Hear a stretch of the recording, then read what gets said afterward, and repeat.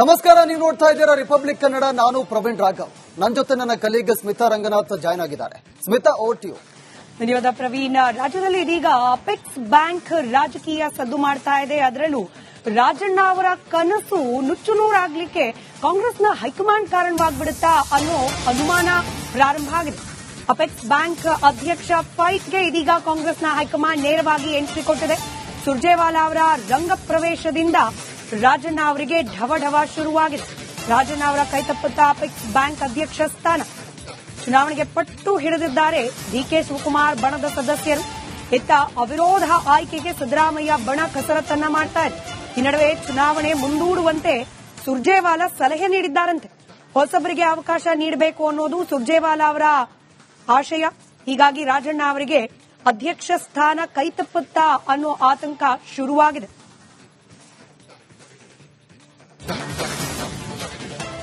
ಸಚಿವ ಸ್ಥಾನವನ್ನ ಕೂಡ ಕಳ್ಕೊಂಡಿರುವ ರಾಜಣ್ಣ ಅವರು ಹಾಗೋ ಹೀಗೋ ಮಾಡಿ ಅಪೆಕ್ಸ್ ಬ್ಯಾಂಕ್ ಅಧ್ಯಕ್ಷ ಸ್ಥಾನವನ್ನ ಕೈಗೂಡಿಸಿಕೊಳ್ಬೇಕು ಅನ್ನೋ ಪ್ರಯತ್ನದಲ್ಲಿದ್ರು. ಇದಕ್ಕೆ ಪೂರಕವಾಗಿ ಒಂದಷ್ಟು ಪರೋಕ್ಷ ಬೆಂಬಲ ಪಕ್ಷದ ಒಳಗಿಂದ ಕೂಡ ಕೆಲವರು ಕೊಡ್ತಾ ಇದ್ರು ಅನ್ನೋ ಗುಸುಗುಸು ಕೇಳೋಕ್ ಸಿಕ್ಕಿತ್ತು.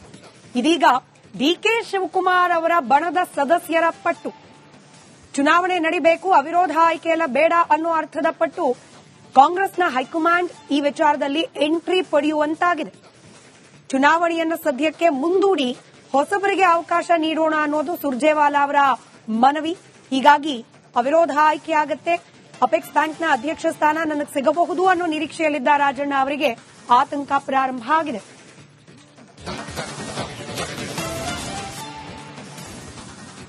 ಡೀಟೇಲ್ಸ್ ನಮ್ಮ ಪ್ರತಿನಿಧಿ ಅಭಿಷೇಕ್ ನೀಡ್ತಾರೆ, ದೂರವಾಣಿ ಸಂಪರ್ಕದಲ್ಲಿದ್ದಾರೆ. ಅಭಿಷೇಕ್, ಸಚಿವ ಸ್ಥಾನ ಅಂತೂ ಇಲ್ಲ, ಅಪೆಕ್ಸ್ ಬ್ಯಾಂಕ್ನ ಅಧ್ಯಕ್ಷ ಸ್ಥಾನ ಆದ್ರೂ ಸರಿಯೇ ಅಂತ ಹೇಳಿದ್ದ ರಾಜಣ್ಣ ಅವರಿಗೆ ಇದೀಗ ಆತಂಕ. ಸುರ್ಜೇವಾಲಾ ಅವರ ಎಂಟ್ರಿ ಈ ಅಪೆಕ್ಸ್ ಬ್ಯಾಂಕ್ನ ಇಡೀ ಅಧ್ಯಕ್ಷಗಿರಿಯ ಚುನಾವಣೆಯ ದಿಕ್ಕನ್ನು ಯಾವ ರೀತಿ ಬದಲಾಯಿಸ್ತಾ ಇದೆ? ಸ್ಮಿತಾ, ಮೊದಲನೇದಾಗಿ ಸಹಕಾರ ಕ್ಷೇತ್ರದ ಧುರೀಣ ಅಂತ ಖ್ಯಾತಿಯನ್ನ ಪಡೆದಿರುವಂತಹ ಕೆಎನ್ ರಾಜಣ್ಣರವರು ಈ ಬಾರಿ ಕೂಡ ಅಪೆಕ್ಸ್ ಬ್ಯಾಂಕ್ ನ ವಿಚಾರದಲ್ಲಿ ತಮ್ಮ ಗೆಲುವನ್ನ ನೀರಸವಾಗಿ ಅನ್ನೋದಕ್ಕಿಂತ ಯಾವುದೇ ಶ್ರಮವಿಲ್ಲದೆ ಸಾಧಿಸ್ತಾರೆ ಅನ್ನೊಂದು ಲೆಕ್ಕಾಚಾರವನ್ನ ಹಾಕೊಂಡಿದ್ರು. ಆದ್ರೆ ಎದುರಾಳಿ ಬಣ ಅಂದ್ರೆ ಡಿಕೆ ಶಿವಕುಮಾರ್ ಅವರ ಬಣದಲ್ಲಿರುವಂತಹ ಎಸ್ ರವಿರವರು ಕೂಡ ಈ ಬಾರಿ ಅಧ್ಯಕ್ಷ ಸ್ಥಾನಕ್ಕೆ ಸ್ಪರ್ಧೆ ಮಾಡ್ತಿರೋದ್ರಿಂದ ಅವಿರೋಧ ಆಯ್ಕೆ ಯಾವುದೇ ಕಾರಣಕ್ಕೂ ಬೇಡ, ಕಳೆದ ಅನೇಕ ವರ್ಷಗಳಿಂದ ಅವಿರೋಧ ಆಯ್ಕೆಯನ್ನ ಮಾಡಿಕೊಂಡು ರಾಜಣ್ಣರವರನ್ನ ಅಧ್ಯಕ್ಷ ಗಾದಿಯಲ್ಲಿ ಮುಂದುವರಿಸಿಕೊಂಡು ಬರಲಾಗ್ತಿದೆ ಅಥವಾ ಅವರ ಬಣದವರನ್ನ ಗುರುತಿಸಿಕೊಂಡು ಮುಂದುವರಿಸಿಕೊಂಡು ಬರಲಾಗ್ತಿರುವಂತದ್ದು. ಈ ಬಾರಿ ಚುನಾವಣೆಯನ್ನ ಮಾಡಿದ್ರೆ ಬಲಾಬಲ ಗೊತ್ತಾಗತ್ತೆ, ಯಾರ ಮೇಲೆ ನಿಜವಾದ ಒಲವು ಇದೆ ಅಂತ ಎಲ್ರಿಗೂ ಗೊತ್ತಾಗತ್ತೆ. ಅದೇ ಕಾರಣದಿಂದ ಚುನಾವಣೆಯನ್ನ ಮಾಡಬೇಕು ಅಂತ ಪಟ್ಟು ಹಿಡಿದಿರುವಂತದ್ದು ನಾವು ಗಮನಿಸಿದ್ದೇವೆ. ಮತ್ತೊಂದ್ ಕಡೆಗೆ ರಾಜಣ್ಣ ವರ್ಸಸ್ ರವಿ ಅನ್ನೋದಕ್ಕಿಂತ ಇದು ಸಿದ್ದರಾಮಯ್ಯ ವರ್ಸಸ್ ಡಿಕೆ ಶಿವಕುಮಾರ್ ಅವರ ಬಣ ಆಗಿರೋದ್ರಿಂದ ಈಗ ಸುರ್ಜೇವಾಲಾ ಕೂಡ ಎಂಟರ್ ಆಗಿರುವಂತದ್ದು ಅಪೆಕ್ಸ್ ಬ್ಯಾಂಕ್ ವಿಚಾರದಲ್ಲಿ. ಈ ಹಿಂದೆ ರಾಜಣ್ಣರವರ ರಾಜೀನಾಮೆಯನ್ನ ಪಡೆದಿದ್ದಂತ ಕಾಂಗ್ರೆಸ್ನ ಹೈಕಮಾಂಡ್ ಈ ವಿಚಾರದಲ್ಲಿ ರಾಜಣ್ಣರವರ ಪರವಾಗಿ ನಿಂತ್ಕೊಳ್ಳುತ್ತೆ, ಅವರಿಗೆ ಒಂದು ಸೂಕ್ತ ಸ್ಥಾನಮಾನ ಕೊಟ್ಟು ಅವರಿಗೆ ಆಗಿರುವಂತಹ ಬೇಸರವನ್ನ ಸರಿಪಡಿಸುತ್ತೆ ಅನ್ನೋ ಲೆಕ್ಕಾಚಾರದಲ್ಲಿ ರಾಜಣ್ಣ ಬೆಂಬಲಿಗರಿದ್ರು. ಆದ್ರೆ ಈಗ ಸುರ್ಜೇವಾಲಾರವರು ಡಿಕೆ ಶಿವಕುಮಾರ್ ಅವರ ಪರವಾಗಿ ಇದ್ದಾರೆ ಅಂತ ಡಿಕೆ ಶಿವಕುಮಾರ್ ಬಣದಲ್ಲಿರುವಂತಹ ಒಂದಿಷ್ಟು ಜನ ಹೇಳ್ತಿರೋದ್ರಿಂದ ರಣದೀಪ್ ಸಿಂಗ್ ಸುರ್ಜೇವಾಲಾ ಅವರು ಕೂಡ ಈ ಒಂದು ಸಮಸ್ಯೆ ಬಗೆಹರಿಯುವವರೆಗೂ ಚುನಾವಣೆಯನ್ನೇ ಮುಂದೂಡಬೇಕು ಅಂತ ಒಂದು ಸಲಹೆಯನ್ನ ಸಿಎಂ ಸಿದ್ದರಾಮಯ್ಯನವರಿಗೆ ಡಿಕೆ ಶಿವಕುಮಾರ್ ಅವರಿಗೆ ತಿಳಿಸಿದ್ದಾರೆ ಅನ್ನೊಂದು ಮಾಹಿತಿ ಬಂದ ನಂತರ ಸಿದ್ದರಾಮಯ್ಯನವರ ನಿವಾಸದಲ್ಲಿ ಒಂದು ಸಣ್ಣ ಮಟ್ಟದ ಸಭೆ ಕೂಡ ನಡೆದಿರುವಂತದ್ದು. ಆಂತರಿಕ ಸಭೆಯಲ್ಲಿ ಚುನಾವಣೆ ಮಾಡ್ಬೇಕಾ ಮಾಡಬಾರ್ದಾ, ಒಂದು ವೇಳೆ ಮಾಡ್ಬೇಕಾಯ್ತು ಅಂದ್ರೆ ಈಗ ಅವಿರೋಧವಾಗಿ ಆಯ್ಕೆ ಆಗ್ಬೇಕಾ ಅಥವಾ ಯಾವ ರೀತಿ ಇದನ್ನ ಮುಂದುವರಿಸಬೇಕು ಅನ್ನೋದು ಗೊಂದಲದಲ್ಲಿ ಇರುವಂತದ್ದು. ಈ ಕಾರಣದಿಂದ ನಿರಾಳವಾಗಿರುವಂತ ಕೆಎನ್ ರಾಜಣ್ಣರವರಿಗೆ ಸ್ವಲ್ಪ ಮಟ್ಟದ ಆತಂಕ ಖಂಡಿತವಾಗಿಯೂ ಈಗ ಆರಂಭ ಆಗಿರುವಂತದ್ದು.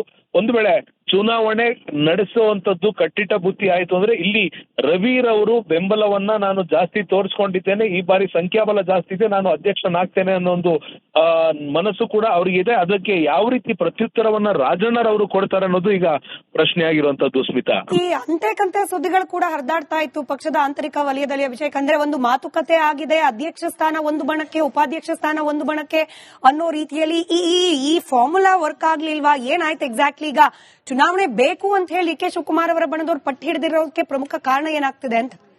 ಒಂದು ಸಂಖ್ಯಾಬಲವನ್ನ ತೋರಿಸಬೇಕು ಅನ್ನೋದು ಕಾರಣದಿಂದ DK ಶಿವಕುಮಾರ್ ಅವರ ಬಣ ಪಟ್ಟು ಹಿಡಿದಿರುವಂತದ್ದು ಚುನಾವಣೆಯನ್ನ ನಡೆಸಬೇಕು ಅಂತ. ಸಹಕಾರಿ ಕ್ಷೇತ್ರದ ಧುರೀಣ ಅನ್ನೋದನ್ನ ಇಡೀ ಸಹಕಾರ ಕ್ಷೇತ್ರ ಒಪ್ಕೊಂಡಿದೆ. ಆದ್ರೆ ಇಷ್ಟು ವರ್ಷಗಳ ಕಾಲ ನಡೆದುಕೊಂಡು ಬಂದಿರುವಂತ ಮೊನಾಪಲಿಯನ್ನ ಈಗ ಬ್ರೇಕ್ ಮಾಡಬೇಕು. ಜೊತೆಗೆ ಚುನಾವಣಾ ರಾಜಕೀಯದಿಂದ ಹಿಂಸರಿಯುವಂತೆ ಮಾಡಬೇಕು ರಾಜಣ್ಣರವ್ರನ್ನ ಅನ್ನೋದು ಒಂದು ಲೆಕ್ಕಾಚಾರ. ಆದ್ರೆ ಮತ್ತೊಂದು ಕಡೆಗೆ DK ಶಿವಕುಮಾರ್ ಅನ್ನ ಪ್ರತಿ ಬಾರಿ ವಿರೋಧ ಮಾಡ್ತಾ ಬರ್ತಿದ್ದಂತ ರಾಜಣ್ಣರವರಿಗೆ DK ಶಿವಕುಮಾರ್ ಅವರ ಬೆಂಬಲಿಗರು ಒಂದು ತಕ್ಕ ಪಾಠವನ್ನ ಕಲಿಸಬೇಕು. ತಮ್ಮ ನಾಯಕನನ್ನ ಎದುರು ಹಾಕೊಂಡ್ರೆ ಯಾವ ಚುನಾವಣೆಯಲ್ಲೂ ಕೂಡ ಗೆಲುವನ್ನ ಸಾಧಿಸೋದಕ್ಕೆ ಬಿಡೋದಿಲ್ಲ ಅಥವಾ ಆಗೋದಿಲ್ಲ ಅನ್ನೋ ಒಂದು ಲೆಕ್ಕಾಚಾರವನ್ನ ಕೂಡ ಅರ್ಥ ಮಾಡಿಸ್ಬೇಕು ಅನ್ನೋ ಒಂದು ಧಾಟಿಯಲ್ಲಿ ಈಗ ಚುನಾವಣೆ ನಡೆಯಲೇಬೇಕು ಅಂತ ಪಟ್ಟು ಹಿಡಿದಿರುವಂತದ್ದು. ಇದ್ರ ಜೊತೆಗೆ ಅಧ್ಯಕ್ಷ ಸ್ಥಾನಕ್ಕೆ ಸಿಗುವಂತ ಗೌರವ ಹಾಗೂ ಬೆಂಬಲ ಹಾಗೂ ಪವರ್ಗಳು ಉಪಾಧ್ಯಕ್ಷ ಸ್ಥಾನಕ್ಕೆ ಸಿಗೋದಿಲ್ಲ ಅನ್ನೋದು ಪ್ರಾಬಬ್ಲಿ ಎಲ್ಲ ಕಡೆ ನಾವು ನೋಡಿದ್ದೇವೆ. ಈ ಕಾರಣದಿಂದ ಅಧ್ಯಕ್ಷ ಸ್ಥಾನವನ್ನ ರವಿರವರು ತೆಗೆದುಕೊಳ್ತಾರೆ, ಉಪಾಧ್ಯಕ್ಷ ಸ್ಥಾನವನ್ನ ರಾಜಣ್ಣರವರು ಕೊಡ್ತಾರೆ. ನಾಮಕಾವಸ್ಥೆ ಒಂದು ಅಧಿಕಾರ ಅಥವಾ ಒಂದು ಕುರ್ಚಿಯನ್ನ ಅವ್ರಿಗೆ ಕೊಡಲಾಗುತ್ತೆ.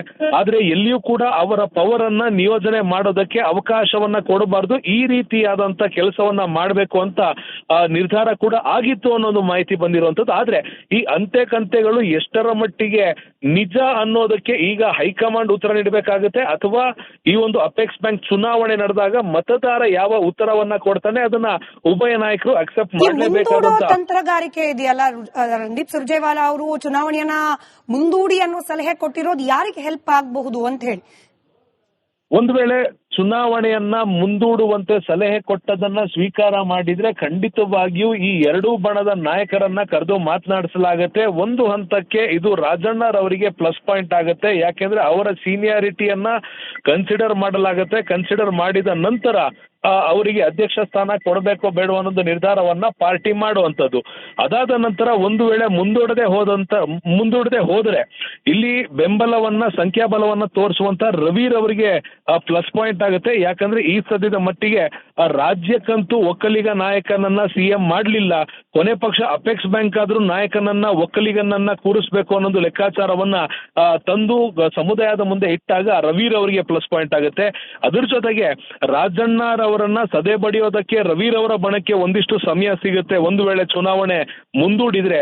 ಅದೇ ರೀತಿ ರಾಜಣ್ಣರವರಿಗೂ ಕೂಡ ಚುನಾವಣೆಯನ್ನ ಮುಂದೂಡಿದ್ರೆ ರವಿರವರ ಲೆಕ್ಕಾಚಾರ DK ಶಿವಕುಮಾರ್ ಬಣದ ಲೆಕ್ಕಾಚಾರ ಅರ್ಥ ಮಾಡಿಕೊಂಡು ಈ ಒಂದು ಅವಿರೋಧ ಆಯ್ಕೆಗೆ ಮತ್ತಷ್ಟು ಸ್ಟ್ರಾಂಗ್ ಆಗೋದಕ್ಕೆ ಏನೆಲ್ಲ ಅಂಶಗಳನ್ನು ಬೇಕೋ ಅದನ್ನ ಸರಿ ಮಾಡಿಸ್ಕೊಳ್ಳುವಂತ ಚಾನ್ಸಸ್ ಇರುವಂತದ್ದು. ಸ್ಮಿತಾ, ಧನ್ಯವಾದ ಅಭಿಷೇಕ್ ಮಾಹಿತಿಗಾಗಿ. ನಮಸ್ಕಾರ, ನೀವು ನೋಡ್ತಾ ಇದ್ದೀರಾ ರಿಪಬ್ಲಿಕ್ ಕನ್ನಡ. ನಾನು ಪ್ರವೀಣ್ ರಾಘವ್. ನನ್ನ ಜೊತೆ ನನ್ನ ಕಲೀಗ್ ಸ್ಮಿತಾ ರಂಗನಾಥ್ ಜಾಯ್ನ್ ಆಗಿದ್ದಾರೆ. Smita, over to you. ಧನ್ಯವಾದ ಪ್ರವೀಣ್. ರಾಜ್ಯದಲ್ಲಿ ಇದೀಗ ಅಪೆಕ್ಸ್ ಬ್ಯಾಂಕ್ ರಾಜಕೀಯ ಸದ್ದು ಮಾಡ್ತಾ ಇದೆ. ಅದರಲ್ಲೂ ರಾಜಣ್ಣ ಅವರ ಕನಸು ನುಚ್ಚುನೂರಾಗ್ಲಿಕ್ಕೆ ಕಾಂಗ್ರೆಸ್ನ ಹೈಕಮಾಂಡ್ ಕಾರಣವಾಗ್ಬಿಡುತ್ತಾ ಅನ್ನೋ ಅನುಮಾನ ಪ್ರಾರಂಭ ಆಗಿದೆ. ಅಪೆಕ್ಸ್ ಬ್ಯಾಂಕ್ ಅಧ್ಯಕ್ಷ ಫೈಟ್ಗೆ ಇದೀಗ ಕಾಂಗ್ರೆಸ್ನ ಹೈಕಮಾಂಡ್ ನೇರವಾಗಿ ಎಂಟ್ರಿ ಕೊಟ್ಟಿದೆ. ಸುರ್ಜೇವಾಲಾ ಅವರ ರಂಗ ಪ್ರವೇಶದಿಂದ ರಾಜಣ್ಣ ಅವರಿಗೆ ಢವಢವ ಶುರುವಾಗಿದೆ. ರಾಜಣ್ಣ ಅವರ ಕೈತಪ್ಪುತ್ತಾ ಅಪೆಕ್ಸ್ ಬ್ಯಾಂಕ್ ಅಧ್ಯಕ್ಷ ಸ್ಥಾನ. ಚುನಾವಣೆಗೆ ಪಟ್ಟು ಹಿಡಿದಿದ್ದಾರೆ DK ಶಿವಕುಮಾರ್ ಬಣದ ಸದಸ್ಯರು. ಇತ್ತ ಅವಿರೋಧ ಆಯ್ಕೆಗೆ ಸಿದ್ದರಾಮಯ್ಯ ಬಣ ಕಸರತ್ತನ್ನ ಮಾಡ್ತಾರೆ. ಈ ನಡುವೆ ಚುನಾವಣೆ ಮುಂದೂಡುವಂತೆ ಸುರ್ಜೇವಾಲಾ ಸಲಹೆ ನೀಡಿದ್ದಾರಂತೆ. ಹೊಸಬರಿಗೆ ಅವಕಾಶ ನೀಡಬೇಕು ಅನ್ನೋದು ಸುರ್ಜೇವಾಲಾ ಅವರ ಆಶಯ. ಹೀಗಾಗಿ ರಾಜಣ್ಣ ಅವರಿಗೆ ಅಧ್ಯಕ್ಷ ಸ್ಥಾನ ಕೈತಪ್ಪುತ್ತಾ ಅನ್ನೋ ಆತಂಕ ಶುರುವಾಗಿದೆ.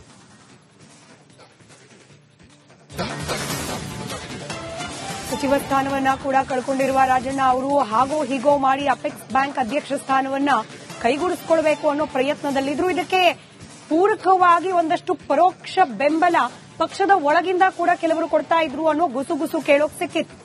ಇದೀಗ DK ಶಿವಕುಮಾರ್ ಅವರ ಬಣದ ಸದಸ್ಯರ ಪಟ್ಟು ಚುನಾವಣೆ ನಡಿಬೇಕು, ಅವಿರೋಧ ಆಯ್ಕೆಯಲ್ಲ ಬೇಡ ಅನ್ನೋ ಅರ್ಥದ ಪಟ್ಟು ಕಾಂಗ್ರೆಸ್ನ ಹೈಕಮಾಂಡ್ ಈ ವಿಚಾರದಲ್ಲಿ ಎಂಟ್ರಿ ಪಡೆಯುವಂತಾಗಿದೆ.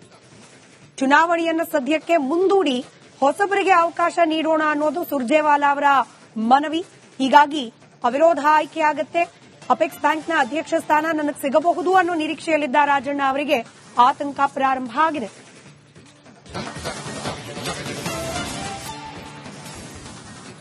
ಡೀಟೇಲ್ಸ್ ನಮ್ಮ ಪ್ರತಿನಿಧಿ ಅಭಿಷೇಕ್ ನೀಡ್ತಾರೆ, ದೂರವಾಣಿ ಸಂಪರ್ಕದಲ್ಲಿದ್ದಾರೆ. ಅಭಿಷೇಕ್, ಸಚಿವ ಸ್ಥಾನ ಅಂತೂ ಇಲ್ಲ, ಅಪೆಕ್ಸ್ ಬ್ಯಾಂಕ್ನ ಅಧ್ಯಕ್ಷ ಸ್ಥಾನ ಆದ್ರೂ ಸರಿಯೇ ಅಂತ ಹೇಳಿದ್ದ ರಾಜಣ್ಣ ಅವರಿಗೆ ಇದೀಗ ಆತಂಕ. ಸುರ್ಜೇವಾಲಾ ಅವರ ಎಂಟ್ರಿ ಈ ಅಪೆಕ್ಸ್ ಬ್ಯಾಂಕ್ನ ಇಡೀ ಅಧ್ಯಕ್ಷಗಿರಿಯ ಚುನಾವಣೆಯ ದಿಕ್ಕನ್ನು ಯಾವ ರೀತಿ ಬದಲಾಯಿಸ್ತಾ ಇದೆ? ಸ್ಮಿತಾ, ಮೊದಲನೇದಾಗಿ ಸಹಕಾರ ಕ್ಷೇತ್ರದ ಧುರೀಣ ಅಂತ ಖ್ಯಾತಿಯನ್ನ ಪಡೆದಿರುವಂತಹ KN ರಾಜಣ್ಣರವರು ಈ ಬಾರಿ ಕೂಡ ಅಪೆಕ್ಸ್ ಬ್ಯಾಂಕ್ ನ ವಿಚಾರದಲ್ಲಿ ತಮ್ಮ ಗೆಲುವನ್ನ ನೀರಸವಾಗಿ ಅನ್ನೋದಕ್ಕಿಂತ ಯಾವುದೇ ಶ್ರಮವಿಲ್ಲದೆ ಸಾಧಿಸ್ತಾರೆ ಅನ್ನೊಂದು ಲೆಕ್ಕಾಚಾರವನ್ನ ಹಾಕೊಂಡಿದ್ರು. ಆದ್ರೆ ಎದುರಾಳಿ ಬಣ ಅಂದ್ರೆ DK ಶಿವಕುಮಾರ್ ಅವರ ಬಣದಲ್ಲಿರುವಂತ S ರವಿರವರು ಕೂಡ ಈ ಬಾರಿ ಅಧ್ಯಕ್ಷ ಸ್ಥಾನಕ್ಕೆ ಸ್ಪರ್ಧೆ ಮಾಡ್ತಿರೋದ್ರಿಂದ ಅವಿರೋಧ ಆಯ್ಕೆ ಯಾವುದೇ ಕಾರಣಕ್ಕೂ ಬೇಡ. ಕಳೆದ ಅನೇಕ ವರ್ಷಗಳಿಂದ ಅವಿರೋಧ ಆಯ್ಕೆಯನ್ನ ಮಾಡಿಕೊಂಡು ರಾಜಣ್ಣರವರನ್ನ ಅಧ್ಯಕ್ಷ ಗಾದಿಯಲ್ಲಿ ಮುಂದುವರಿಸಿಕೊಂಡು ಬರಲಾಗ್ತಿದೆ ಅಥವಾ ಅವರ ಬಣದವರನ್ನ ಗುರುತಿಸಿಕೊಂಡು ಮುಂದುವರಿಸಿಕೊಂಡು ಬರಲಾಗ್ತಿರುವಂತದ್ದು. ಈ ಬಾರಿ ಚುನಾವಣೆಯನ್ನ ಮಾಡಿದ್ರೆ ಬಲಾಬಲ ಗೊತ್ತಾಗತ್ತೆ, ಯಾರ ಮೇಲೆ ನಿಜವಾದ ಒಲವು ಇದೆ ಅಂತ ಎಲ್ರಿಗೂ ಗೊತ್ತಾಗತ್ತೆ. ಅದೇ ಕಾರಣದಿಂದ ಚುನಾವಣೆಯನ್ನ ಮಾಡ್ಬೇಕು ಅಂತ ಪಟ್ಟು ಹಿಡಿದಿರುವಂತದ್ದು ನಾವು ಗಮನಿಸಿದ್ದೇವೆ. ಮತ್ತೊಂದ್ ಕಡೆಗೆ ರಾಜಣ್ಣ ವರ್ಸಸ್ ರವಿ ಅನ್ನೋದಕ್ಕಿಂತ ಇದು ಸಿದ್ದರಾಮಯ್ಯ ವರ್ಸಸ್ DK ಶಿವಕುಮಾರ್ ಅವರ ಬಣ ಆಗಿರೋದ್ರಿಂದ ಈಗ ಸುರ್ಜೇವಾಲಾ ಕೂಡ ಎಂಟರ್ ಆಗಿರುವಂತದ್ದು ಅಪೆಕ್ಸ್ ಬ್ಯಾಂಕ್ ವಿಚಾರದಲ್ಲಿ. ಈ ಹಿಂದೆ ರಾಜಣ್ಣರವರ ರಾಜೀನಾಮೆಯನ್ನ ಪಡೆದಿದ್ದಂತ ಕಾಂಗ್ರೆಸ್ನ ಹೈಕಮಾಂಡ್ ಈ ವಿಚಾರದಲ್ಲಿ ರಾಜಣ್ಣರವರ ಪರವಾಗಿ ನಿಂತ್ಕೊಳ್ಳುತ್ತೆ, ಅವರಿಗೆ ಒಂದು ಸೂಕ್ತ ಸ್ಥಾನಮಾನ ಕೊಟ್ಟು ಅವರಿಗೆ ಆಗಿರುವಂತ ಬೇಸರವನ್ನ ಸರಿಪಡಿಸುತ್ತೆ ಅನ್ನೋ ಲೆಕ್ಕಾಚಾರದಲ್ಲಿ ರಾಜಣ್ಣ ಬೆಂಬಲಿಗರಿದ್ರು.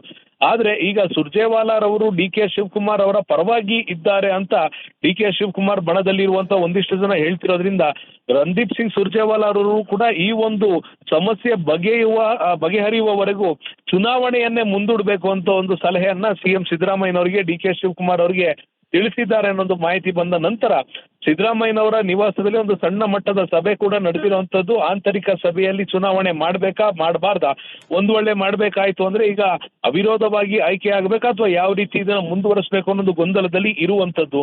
ಈ ಕಾರಣದಿಂದ ನಿರಾಳವಾಗಿದ್ದಂತ KN ರಾಜಣ್ಣರವರಿಗೆ ಸ್ವಲ್ಪ ಮಟ್ಟದ ಆತಂಕ ಖಂಡಿತವಾಗಿಯೂ ಈಗ ಆರಂಭ ಆಗಿರುವಂತದ್ದು. ಒಂದು ವೇಳೆ ಚುನಾವಣೆ ನಡೆಸುವಂತದ್ದು ಕಟ್ಟಿಟ್ಟ ಬುತ್ತಿ ಆಯ್ತು ಅಂದ್ರೆ ಇಲ್ಲಿ ರವಿರವರು ಬೆಂಬಲವನ್ನ ನಾನು ಜಾಸ್ತಿ ತೋರಿಸ್ಕೊಂಡಿದ್ದೇನೆ, ಈ ಬಾರಿ ಸಂಖ್ಯಾಬಲ ಜಾಸ್ತಿ ಇದೆ, ನಾನು ಅಧ್ಯಕ್ಷನಾಗ್ತೇನೆ ಅನ್ನೋ ಒಂದು ಮನಸ್ಸು ಕೂಡ ಅವ್ರಿಗಿದೆ. ಅದಕ್ಕೆ ಯಾವ ರೀತಿ ಪ್ರತ್ಯುತ್ತರವನ್ನ ರಾಜಣ್ಣರವರು ಕೊಡ್ತಾರೆ ಅನ್ನೋದು ಈಗ ಪ್ರಶ್ನೆ ಆಗಿರುವಂತದ್ದು. ಸ್ಮಿತಾ, ಈ ಅಂತೆ ಸುದ್ದಿಗಳು ಕೂಡ ಹರಿದಾಡ್ತಾ ಇತ್ತು ಪಕ್ಷದ ಆಂತರಿಕ ವಲಯದಲ್ಲಿ. ಅಭಿಷೇಕ್, ಅಂದ್ರೆ ಒಂದು ಮಾತುಕತೆ ಆಗಿದೆ, ಅಧ್ಯಕ್ಷ ಸ್ಥಾನ ಒಂದು ಬಣಕ್ಕೆ, ಉಪಾಧ್ಯಕ್ಷ ಸ್ಥಾನ ಒಂದು ಬಣಕ್ಕೆ ಅನ್ನೋ ರೀತಿಯಲ್ಲಿ ಈ ಫಾರ್ಮುಲಾ ವರ್ಕ್ ಆಗ್ಲಿಲ್ವಾ? ಏನಾಯ್ತು ಎಕ್ಸಾಕ್ಟ್ಲಿ? ಈಗ ಚುನಾವಣೆ ಬೇಕು ಅಂತ ಹೇಳಿ DK ಶಿವಕುಮಾರ್ ಅವರ ಬಣದವ್ರು ಪಟ್ಟು ಹಿಡಿದಿರೋದಕ್ಕೆ ಪ್ರಮುಖ ಕಾರಣ ಏನಾಗ್ತಿದೆ ಅಂತ? ಒಂದು ಸಂಖ್ಯಾಬಲವನ್ನ ತೋರಿಸ್ಬೇಕು ಅನ್ನೊಂದು ಕಾರಣದಿಂದ DK ಶಿವಕುಮಾರ್ ಅವರ ಬಣ ಪಟ್ಟು ಹಿಡಿದಿರುವಂತದ್ದು ಚುನಾವಣೆಯನ್ನ ನಡೆಸಬೇಕು ಅಂತ. ಸಹಕಾರಿ ಕ್ಷೇತ್ರದ ಧುರೀಣ ಅನ್ನೋದನ್ನ ಇಡೀ ಸಹಕಾರ ಕ್ಷೇತ್ರ ಒಪ್ಕೊಂಡಿದೆ. ಆದ್ರೆ ಇಷ್ಟು ವರ್ಷಗಳ ಕಾಲ ನಡೆದುಕೊಂಡು ಬಂದಿರುವಂತ ಮೊನಾಪಲಿಯನ್ನ ಈಗ ಬ್ರೇಕ್ ಮಾಡಬೇಕು. ಜೊತೆಗೆ ಚುನಾವಣಾ ರಾಜಕೀಯದಿಂದ ಹಿಂಸರಿಯುವಂತೆ ಮಾಡಬೇಕು ರಾಜಣ್ಣರವ್ರನ್ನ ಅನ್ನೋದು ಒಂದು ಲೆಕ್ಕಾಚಾರ. ಆದ್ರೆ ಮತ್ತೊಂದು ಕಡೆಗೆ DK ಶಿವಕುಮಾರನ್ನ ಪ್ರತಿ ಬಾರಿ ವಿರೋಧ ಮಾಡ್ತಾ ಬರ್ತಿದ್ದಂತ ರಾಜಣ್ಣರವರಿಗೆ DK ಶಿವಕುಮಾರ್ ಅವರ ಬೆಂಬಲಿಗರು ಒಂದು ತಕ್ಕ ಪಾಠವನ್ನ ಕಲಿಸಬೇಕು. ತಮ್ಮ ನಾಯಕನನ್ನ ಎದುರು ಹಾಕೊಂಡ್ರೆ ಯಾವ ಚುನಾವಣೆಯಲ್ಲೂ ಕೂಡ ಗೆಲುವನ್ನ ಸಾಧಿಸೋದಕ್ಕೆ ಬಿಡೋದಿಲ್ಲ ಅಥವಾ ಆಗೋದಿಲ್ಲ ಅನ್ನೋ ಒಂದು ಲೆಕ್ಕಾಚಾರವನ್ನ ಕೂಡ ಅರ್ಥ ಮಾಡಿಸ್ಬೇಕು ಅನ್ನೋ ಒಂದು ಧಾಟಿಯಲ್ಲಿ ಈಗ ಚುನಾವಣೆ ನಡೆಯಲೇಬೇಕು ಅಂತ ಪಟ್ಟು ಹಿಡಿದಿರುವಂತದ್ದು. ಇದ್ರ ಜೊತೆಗೆ ಅಧ್ಯಕ್ಷ ಸ್ಥಾನಕ್ಕೆ ಸಿಗುವಂತ ಗೌರವ ಹಾಗೂ ಬೆಂಬಲ ಹಾಗೂ ಪವರ್ಗಳು ಉಪಾಧ್ಯಕ್ಷ ಸ್ಥಾನಕ್ಕೆ ಸಿಗೋದಿಲ್ಲ ಅನ್ನೋದು ಪ್ರಾಬಬ್ಲಿ ಎಲ್ಲ ಕಡೆ ನಾವು ನೋಡಿದ್ದೇವೆ. ಈ ಕಾರಣದಿಂದ ಅಧ್ಯಕ್ಷ ಸ್ಥಾನವನ್ನ ರವಿರವರು ತೆಗೆದುಕೊಳ್ತಾರೆ, ಉಪಾಧ್ಯಕ್ಷ ಸ್ಥಾನವನ್ನ ರಾಜಣ್ಣರವರು ಕೊಡ್ತಾರೆ. ನಾಮಕಾವಸ್ಥೆ ಒಂದು ಅಧಿಕಾರ ಅಥವಾ ಒಂದು ಕುರ್ಚಿಯನ್ನ ಅವ್ರಿಗೆ ಕೊಡಲಾಗುತ್ತೆ. ಆದ್ರೆ ಎಲ್ಲಿಯೂ ಕೂಡ ಅವರ ಪವರ್ ಅನ್ನ ನಿಯೋಜನೆ ಮಾಡೋದಕ್ಕೆ ಅವಕಾಶವನ್ನ ಕೊಡಬಾರ್ದು. ಈ ರೀತಿಯಾದಂತ ಕೆಲಸವನ್ನ ಮಾಡಬೇಕು ಅಂತ ನಿರ್ಧಾರ ಕೂಡ ಆಗಿತ್ತು ಅನ್ನೋದು ಮಾಹಿತಿ ಬಂದಿರುವಂತದ್ದು. ಆದ್ರೆ ಈ ಅಂತೆ-ಕಂತೆಗಳು ಎಷ್ಟರ ಮಟ್ಟಿಗೆ ನಿಜ ಅನ್ನೋದಕ್ಕೆ ಈಗ ಹೈಕಮಾಂಡ್ ಉತ್ತರ ನೀಡಬೇಕಾಗುತ್ತೆ ಅಥವಾ ಈ ಒಂದು ಅಪೆಕ್ಸ್ ಬ್ಯಾಂಕ್ ಚುನಾವಣೆ ನಡೆದಾಗ ಮತದಾರ ಯಾವ ಉತ್ತರವನ್ನ ಕೊಡ್ತಾನೆ ಅದನ್ನ ಉಭಯ ನಾಯಕರು ಅಕ್ಸೆಪ್ಟ್ ಮಾಡಲೇಬೇಕಾದಂತ ತಂತ್ರಗಾರಿಕೆ ಇದೆಯಲ್ಲ. ರಣದೀಪ್ ಸುರ್ಜೇವಾಲಾ ಅವರು ಚುನಾವಣೆಯನ್ನ ಮುಂದೂಡಿ ಅನ್ನೋ ಸಲಹೆ ಕೊಟ್ಟಿರೋದು ಯಾರಿಗೆ ಹೆಲ್ಪ್ ಆಗಬಹುದು ಅಂತ ಹೇಳಿ? ಒಂದು ವೇಳೆ ಚುನಾವಣೆಯನ್ನ ಮುಂದೂಡುವಂತೆ ಸಲಹೆ ಕೊಟ್ಟದನ್ನ ಸ್ವೀಕಾರ ಮಾಡಿದ್ರೆ ಖಂಡಿತವಾಗಿಯೂ ಈ ಎರಡೂ ಬಣದ ನಾಯಕರನ್ನ ಕರೆದು ಮಾತನಾಡಿಸಲಾಗತ್ತೆ. ಒಂದು ಹಂತಕ್ಕೆ ಇದು ರಾಜಣ್ಣರವರಿಗೆ ಪ್ಲಸ್ ಪಾಯಿಂಟ್ ಆಗುತ್ತೆ. ಯಾಕೆಂದ್ರೆ ಅವರ ಸೀನಿಯಾರಿಟಿಯನ್ನ ಕನ್ಸಿಡರ್ ಮಾಡಲಾಗತ್ತೆ. ಕನ್ಸಿಡರ್ ಮಾಡಿದ ನಂತರ ಅವರಿಗೆ ಅಧ್ಯಕ್ಷ ಸ್ಥಾನ ಕೊಡಬೇಕೋ ಬೇಡೋ ಅನ್ನೋದು ನಿರ್ಧಾರವನ್ನ ಪಾರ್ಟಿ ಮಾಡುವಂತದ್ದು. ಅದಾದ ನಂತರ ಒಂದು ವೇಳೆ ಮುಂದೂಡದೆ ಹೋದ್ರೆ ಇಲ್ಲಿ ಬೆಂಬಲವನ್ನ ಸಂಖ್ಯಾಬಲವನ್ನ ತೋರಿಸುವಂತ ರವಿರವರಿಗೆ ಪ್ಲಸ್ ಪಾಯಿಂಟ್ ಆಗುತ್ತೆ. ಯಾಕಂದ್ರೆ ಈ ಸದ್ಯದ ಮಟ್ಟಿಗೆ ರಾಜ್ಯಕ್ಕಂತೂ ಒಕ್ಕಲಿಗ ನಾಯಕನನ್ನ ಸಿಎಂ ಮಾಡ್ಲಿಲ್ಲ. ಕೊನೆ ಪಕ್ಷ ಅಪೆಕ್ಸ್ ಬ್ಯಾಂಕ್ ಆದ್ರೂ ನಾಯಕನನ್ನ ಒಕ್ಕಲಿಗನನ್ನ ಕೂರಿಸಬೇಕು ಅನ್ನೋದು ಲೆಕ್ಕಾಚಾರವನ್ನ ತಂದು ಸಮುದಾಯದ ಮುಂದೆ ಇಟ್ಟಾಗ ರವಿರವರಿಗೆ ಪ್ಲಸ್ ಪಾಯಿಂಟ್ ಆಗುತ್ತೆ. ಅದ್ರ ಜೊತೆಗೆ ರಾಜಣ್ಣರವರನ್ನ ಸದೆ ಬಡಿಯೋದಕ್ಕೆ ರವಿರವರ ಬಣಕ್ಕೆ ಒಂದಿಷ್ಟು ಸಮಯ ಸಿಗುತ್ತೆ ಒಂದು ವೇಳೆ ಚುನಾವಣೆ ಮುಂದೂಡಿದ್ರೆ. ಅದೇ ರೀತಿ ರಾಜಣ್ಣರವರಿಗೂ ಕೂಡ ಚುನಾವಣೆಯನ್ನ ಮುಂದೂಡಿದ್ರೆ ರವಿರವರ ಲೆಕ್ಕಾಚಾರ, ಡಿ.ಕೆ. ಶಿವಕುಮಾರ್ ಬಣದ ಲೆಕ್ಕಾಚಾರ ಅರ್ಥ ಮಾಡಿಕೊಂಡು ಈ ಒಂದು ಅವಿರೋಧ ಆಯ್ಕೆಗೆ ಮತ್ತಷ್ಟು ಸ್ಟ್ರಾಂಗ್ ಆಗೋದಕ್ಕೆ ಏನೆಲ್ಲ ಅಂಶಗಳನ್ನು ಬೇಕೋ ಅದನ್ನ ಸರಿ ಮಾಡಿಸ್ಕೊಳ್ಳುವಂತ ಚಾನ್ಸಸ್ ಇರುವಂತದ್ದು. ಸ್ಮಿತಾ, ಧನ್ಯವಾದ ಅಭಿಷೇಕ್ ಮಾಹಿತಿಗಾಗಿ.